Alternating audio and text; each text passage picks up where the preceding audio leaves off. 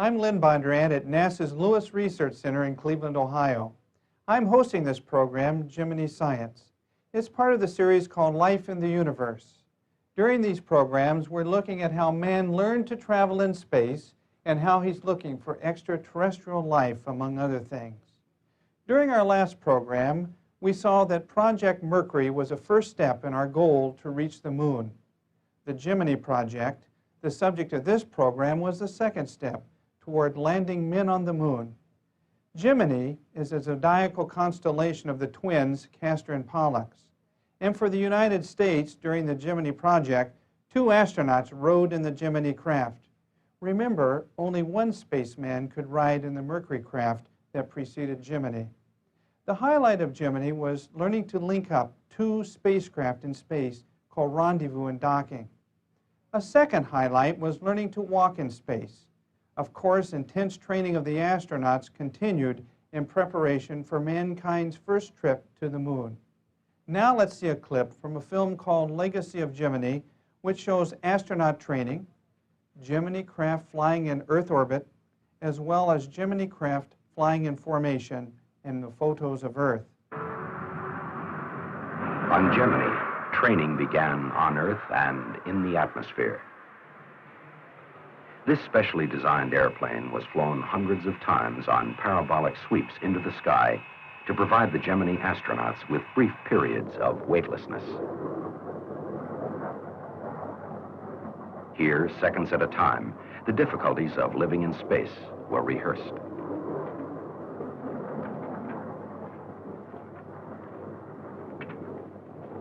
Working under zero gravity, the Gemini astronauts gained experience with the equipment and techniques they would soon take into space. It took hours of training under these rigorous conditions to develop the confidence needed for operating in the space environment. In the Gemini mission simulator, they flew entire missions without leaving the ground. Here, they learned to react quickly and correctly to problems fed to them through computers.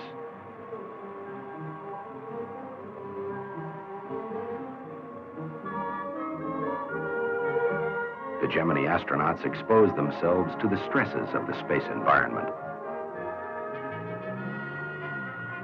They trained for emergencies, learning how to react if things did not go exactly according to plan. Parachute training, in case they were forced to eject from their spacecraft.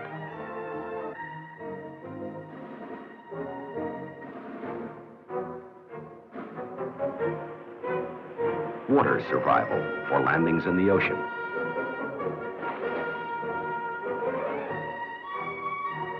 Survival in desert and jungle.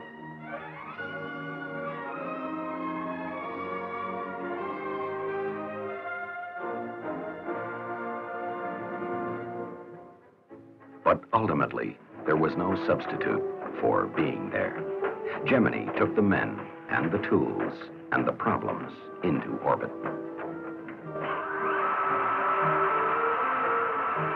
In the 18 months between March 1965 and November 1966, 10 manned missions were launched from Cape Kennedy. 16 astronauts journeyed to their spacecraft on Launch Pad 19.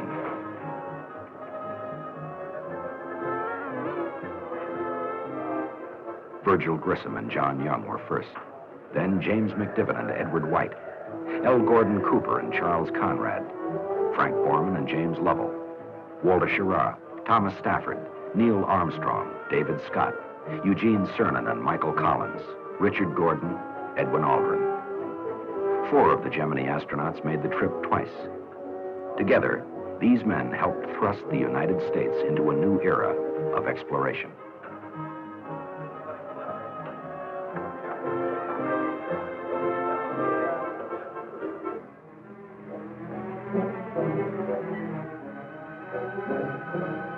Space is infinite. It yields slowly to exploration. In their voyages into this environment, the Gemini astronauts logged more than 1,940 man-hours of flight. Hurtling through space at 5 miles a second, they circled the Earth 600 times. In their 40 Earth days in space, they witnessed, as few men have, hundreds of sunsets on the changing horizons of our planet.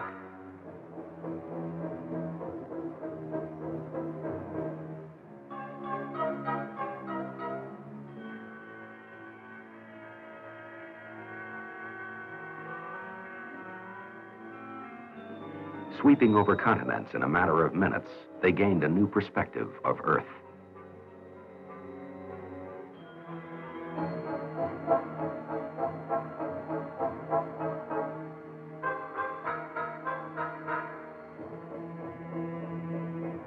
For Gemini, equipment and techniques were developed that enabled astronauts for the first time to maneuver their spacecraft, to change their orbit, to accelerate to new heights.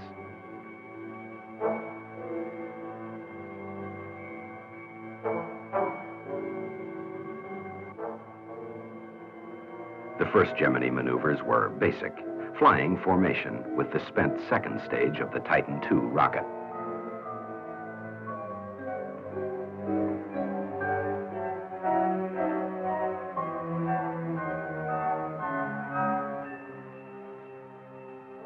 Then a more difficult step, rendezvous, finding and approaching another craft in space.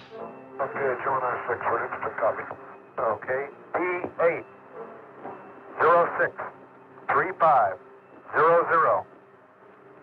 Pass at Hawaii, Rev 4. The first target for rendezvous was another manned spacecraft. Gemini 6 approached within 1 foot of Gemini 7. Rendezvous, a major landmark in the history of manned flight. On 4 of the Gemini missions, the rendezvous target was the Agena space vehicle. During the program, the Gemini astronauts located and docked with the Agenas 9 times, developing experience and confidence in this important maneuver. This experience is vital to the lunar mission, for the Apollo astronauts will dock twice on their journey from the Earth to the Moon and back.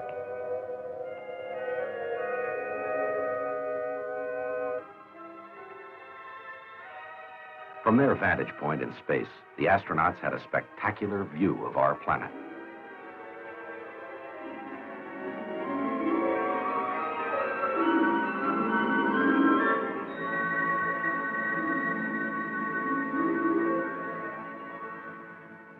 Although flight experience was the primary objective of Gemini, the program offered a unique space laboratory to science, medicine, and technology.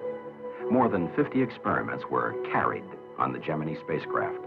Many were repeated on several flights.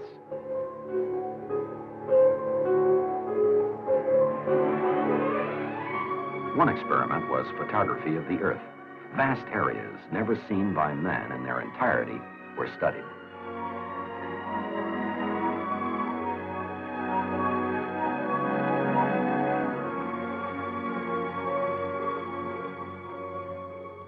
More than 2,000 photographs were taken from space during the Gemini program.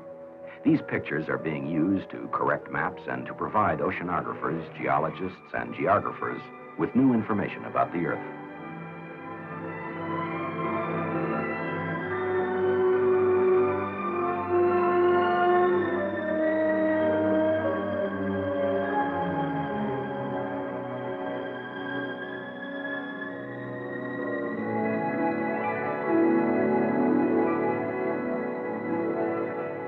Gemini astronauts also used their cameras to photograph cloud patterns and other atmospheric phenomena. This work supplemented information obtained from unmanned weather satellites.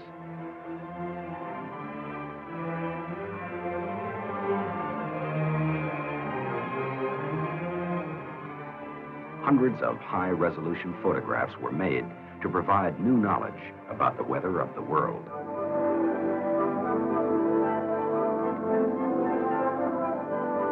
The astronomical sciences also benefited from Gemini, for the orbiting spacecraft enabled scientists to send instruments far above the blanket of atmosphere, which filters and obscures a variety of phenomena.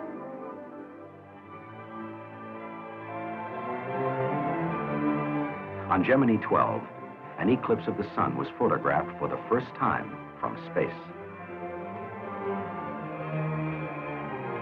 The results of scientific research conducted on Gemini have been made available to the world, not only helping to advance man's knowledge, but promoting a greater measure of understanding among nations.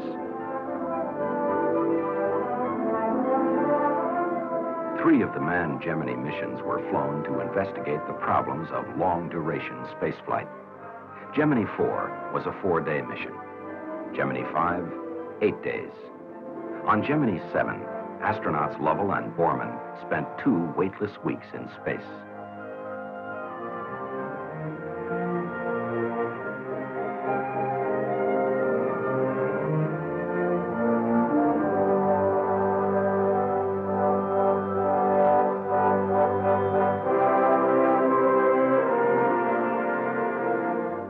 These flights confirmed the endurance of man and his new spacecraft systems.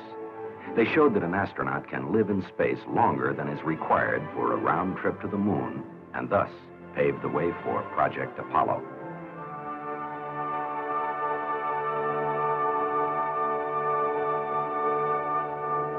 Spacewalks, or extravehicular activity, or EVA in space talk, was an integral part of the Gemini project.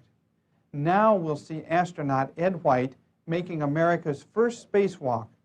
That EVA set the stage for man to begin to work in space. Perhaps the most spectacular experiment of the Gemini program was extravehicular activity. Astronaut Ed White made the first American walk in space. Spurts of gas from White's handheld maneuvering device thrust him in the desired direction. Are you ready for captain? That's right, The floating object in the foreground is the astronaut's overglove, left behind in the spacecraft. I've exhausted the fuel now, but I was able to maneuver myself outside the spacecraft back. Maneuvered right up back on the back of the adapter. Took the bus in, came back into his view. The only thing I wish is I had more. This is the greatest experience I've just remembered. In contrast to Ed White's successful 20-minute walk in space, the next 3 men to venture outside their spacecraft encountered unexpected difficulties. Although some useful work was accomplished, including on one mission, the historic retrieval of a scientific experiment left behind on an earlier flight, workloads were higher than anticipated. The astronauts had trouble stabilizing themselves outside the spacecraft. All 3 walks had to be terminated early. So another more careful and more tightly controlled test was prepared for Gemini 12, the last flight in the program. Prior to this flight, astronaut Aldrin trained intensively underwater, pacing himself for his work in space.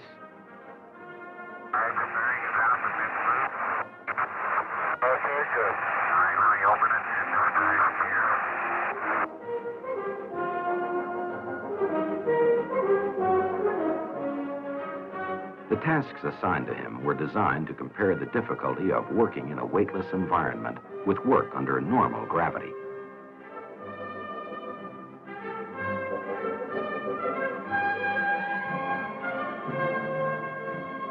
On Gemini 12, the problem of excess workload was overcome by frequent rest periods and the use of improved body positioning restraints, such as waist tethers, handholds, and foot restraints.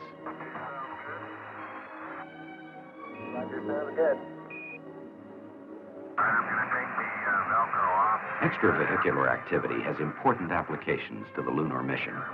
Apollo astronauts will leave their vehicle and install scientific equipment and collect samples on the surface of the moon. This requires experience working in pressure suits and performing tasks in the near vacuum of space.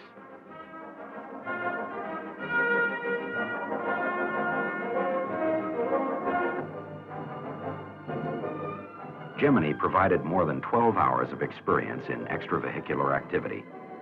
The training, the caution, the slow accumulation of facts paid off. Man can work in space.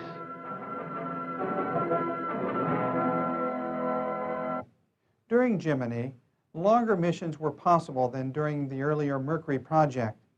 Now more time in orbit permitted the 2 Gemini astronauts aboard each flight to observe the Earth and conduct experiments aboard their spacecraft. Life science experiments were among the investigations conducted. Much planning had to be done before the experiments were sent into space. Let's look at a film explaining those experiments. The most interesting and perhaps the most significant factor of the space environment to the life scientist is weightlessness.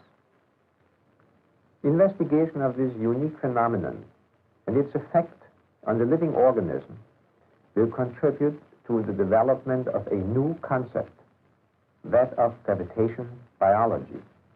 Experiments are needed to determine these effects on cellular processes, vital activity, development and growth of living organisms. At the NASA Ames Research Center, 2 related experiments are being carried out as part of the Gemini science program. The experiments that we're discussing here are a preliminary and very simple attempt to ask a scientific question concerning the gravitational requirement of contemporary cells. The cell, the fundamental biological unit, has, during the course of biological evolution, seen nothing but a 1G, if you will, one gravitational field environment. What we want to know is, first of all, is this 1G required for cells to perform normally, for them to divide and metabolize normally? And if so, how do these cells sense their gravitational field? What's the mechanism? We're using standard laboratory research tools in that we're using cells that are commonly used by biologists in many laboratories throughout the world. We're using the egg of the sea urchin and the egg of the frog. The reason for using these 2 eggs is that, first of all, there's a large backlog of information concerning the chemistry and biology of both of these eggs. So they're easily available and easy to handle. The material, the eggs themselves of the frog, are being inserted in a piece of hardware that looks very much like this. The actual flight item will have an electronic package mounted on the outside, which maintains the temperature inside the chamber. The handles here are for use by the astronauts for actuating the injection of a fixative into the experimental chamber. The frog egg, which senses a gravitational field the minute it's fertilized, will be inserted in plastic cylinders inside the package. What the astronaut is called on to do is, during the 0G phase of the flight, at the time when the cells, the frog eggs, are dividing for the first time, he'll turn the handle. This injects the fixative, kills some of the eggs at the time of first cleavage. Before re-entry, depending on how long the flight is, he'll actuate the second handle, which will kill some of the eggs which have been allowed to develop much further. As a matter of fact, they're practically tadpoles if the flight has gone far enough and if the cells have been able to divide normally. So we get a look then at a fairly broad spectrum of cellular activity in the frog egg. Now, we've also made attempts, and will continue to make attempts, to do a similar experiment using the sea urchin egg, using this type of hardware. Now, the sea urchin egg doesn't seem to care what its gravitational field is. It doesn't know whether one end is up and the other end is down the way the frog egg does. It seems to respond differently. So we really have 2 different types of cells which we think may respond in different ways. What this sort of an experiment will lead to, we can't really say. We expect that if we get a positive indication, positive results from this kind of an experiment, we'll do a considerably more complex experiment in later flights, perhaps in the Apollo program. Of serious consequence to the manned spaceflight program and of special interest to the space scientist is the possible effect of radiation on the living organism, especially during weightlessness. One of the Gemini science program's experiments is to investigate the synergistic effect of radiation and zero gravity on human white blood cells. This experiment is being prepared at the Oak Ridge National Laboratory, Tennessee.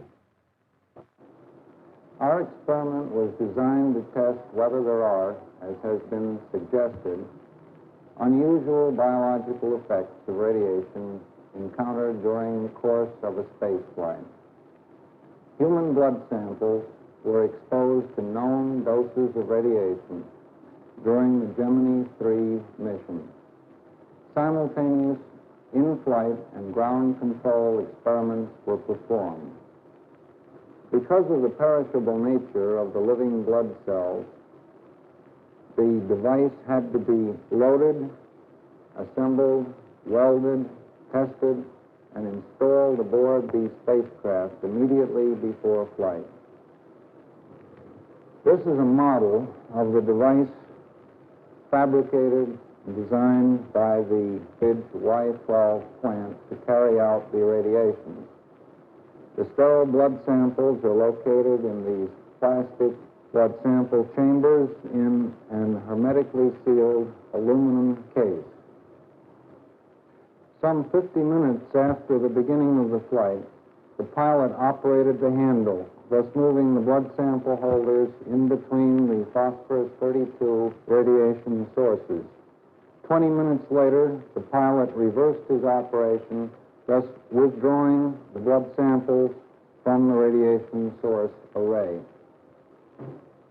After recovery, the boxes were cut open, the blood samples removed and put in culture.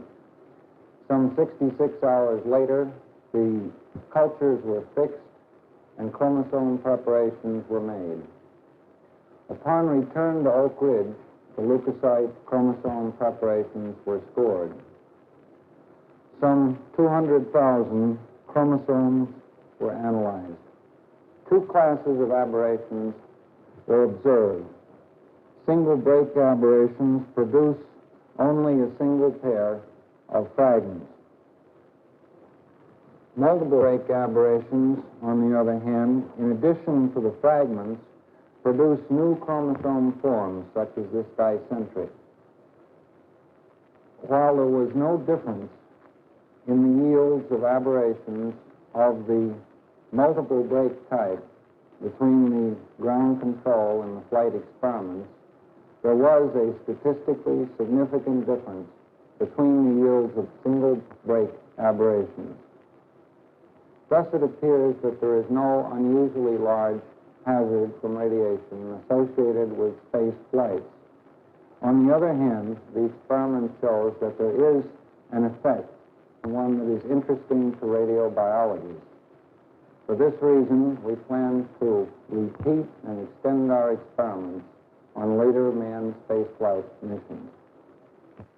One of our experiments has been designed to answer a question which is quite important to manned spaceflight, namely, what exactly can an astronaut see from an orbiting spacecraft?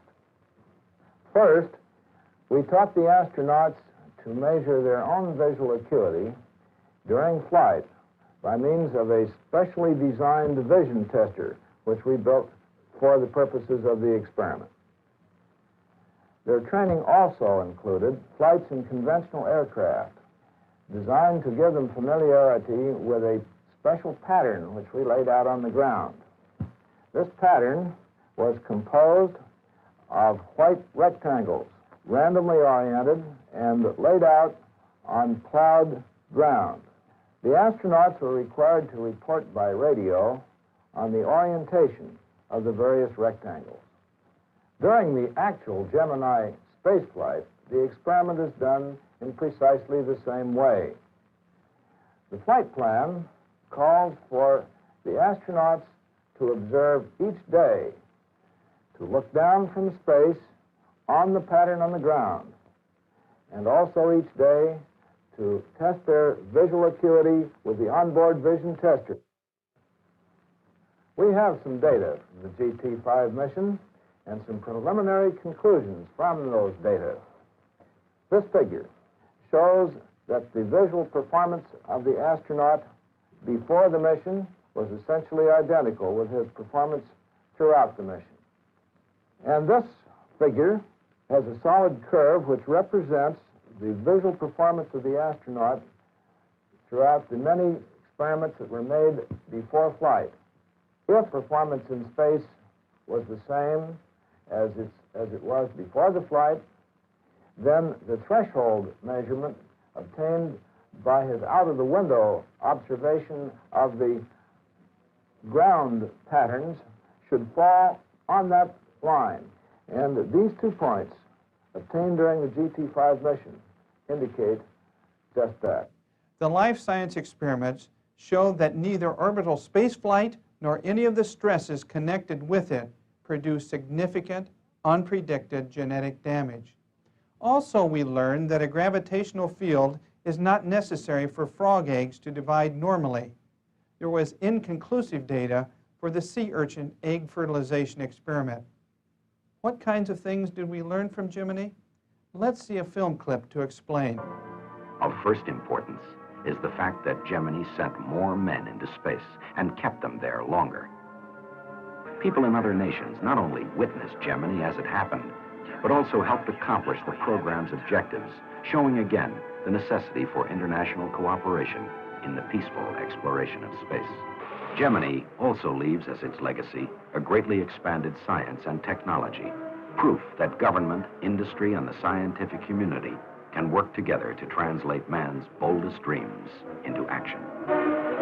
In the front ranks of the bearers of Gemini's legacy are the astronauts themselves. These veterans are now ready to face the challenge of Apollo. The Apollo project was the next step in exploration of the universe, landing men on the moon. Please join us during our next program in this series when we focus in on efforts to find out if there were life forms in the lunar rocks and soil brought back to Earth from the moon. This is Lynn Bondurant saying goodbye from NASA's Lewis Research Center in Cleveland, Ohio.